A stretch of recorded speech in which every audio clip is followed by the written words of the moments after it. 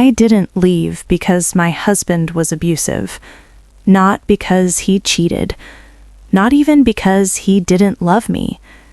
I left because one morning I realized I had disappeared. My name is Laura. I'm 41 years old. I was married to Daniel for 17 years, almost half my life. Ours wasn't a dramatic story. No scandals, no shouting, no broken plates. And that's exactly why it was so dangerous. I met Daniel when I was 24. I was loud back then, alive. I laughed openly, the kind of laugh that made strangers turn around in cafes. I worked in marketing, dreamed of opening my own studio, wanted to travel, wanted more. Daniel was stability, calm, predictable, reliable. At the time, I thought that was love. The first years were good. Then they became comfortable, and later, invisible. Very slowly, without noticing, I started waking up earlier to make him breakfast. I stopped buying clothes I liked because they were impractical. I learned to say, "It's fine," instead of "this hurts." Daniel wasn't a tyrant. He was simply unaware.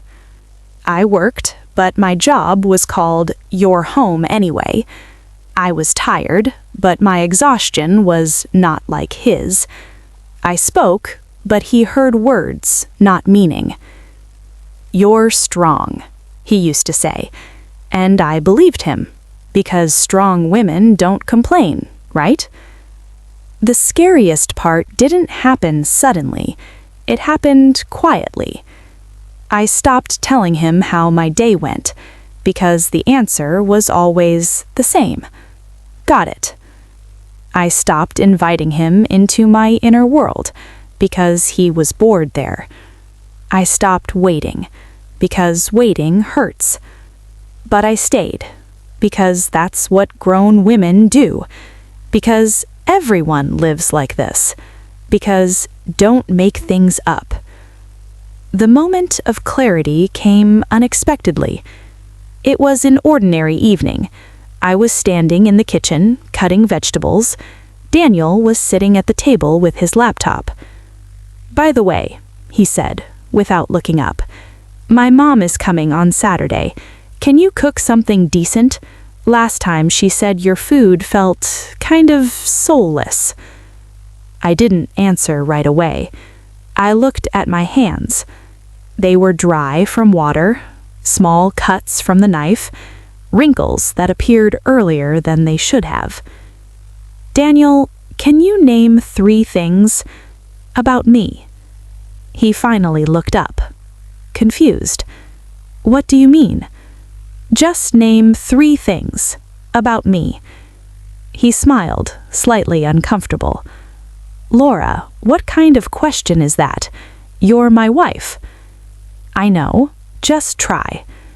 He thought for a moment, then said, "Well, you cook well, you're responsible, and you're always there." I nodded, and in that moment, everything fell into place. Those weren't qualities of a person. They were functions. I was a kitchen, emotional support, background noise, not a living woman. I didn't cry. I didn't yell. I didn't make a scene. I simply stopped cutting the vegetables. That night, I couldn't sleep. I didn't think about divorce. I thought, when was the last time I felt like myself? There was no answer. The decision grew quietly, without drama, without ultimatums. A week later, I said, "Daniel, I'm moving out." He laughed. "Where?" "To myself." "Don't start, Laura. Everything is fine." "For you, yes. For me, no." He got offended, said I was imagining things, said I was bored, called it a phase. But here's what's strange. He never once asked, How do you feel? I packed one suitcase, nothing extra. As I was leaving, he said, "You'll come back."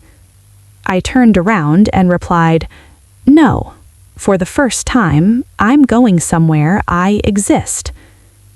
3 months have passed.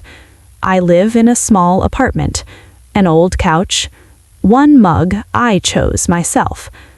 I laugh again. I silence when I want to, and I speak when I choose to. Sometimes I feel lonely, but it's honest loneliness. I didn't leave because he was bad. I left because I was no longer alive. And you know what? It was the most adult decision of my life.